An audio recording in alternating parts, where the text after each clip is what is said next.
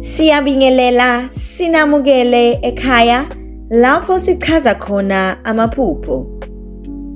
Namuhla ke sizobheka iphupho ngomuntu omaziyo Edakiwe. Ukuphupha umuntu omaziyo Edakiwe kungaveza izencazelo ezahlukahlukene empilweni yomuntu. Ake sibheke ke nazi izincazelo okungenzeka kube yizo. Ukuphupha umuntu omaziyo Edakiwe kungasho ukuthi lo muntu omphuphile uhlangabezana nezinkinga noma izinguquko empilweni yakhe. Kungaba izinkinga ezithinta umsebenzi, ubudlelwane noma isimo somnotho wakhe. Kahle kusuke kunokuthize okungahambi kahle esimweni sempilo yakhe.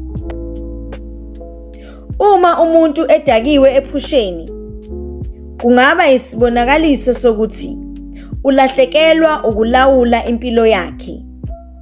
Lokhu kungasho ukuthi kungenzeka ukuthi lo muntu omphuphile usezingeni lapho aqala khona ukwenza izinqumo ezingabheki phambili. Kuyaye kwenzeke futhi ukuthi uma uphupha umuntu omaziyo Edakiwe kube uphawu lokukhathazeka kwakho ngaye noma ngezinto ezenzeka empilweni yakhe. Mhlawumbe uyabona ukuthi kunento angakwazi ukuyilawula noma izinto abhekene nazo ziyamkhinyabeza empilweni yakhe.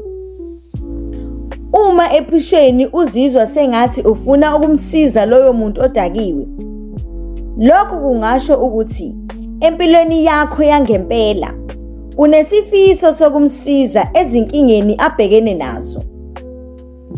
Kuyaye kwenzeke futhi ukuthi lo omphuphile kungenzeka ukuthi udinga ukukhuluma noma ukudlulisa okuthile, kodwa akakwazi ngenxa yezimo ezithile ezimvimbela ukuba akhulume.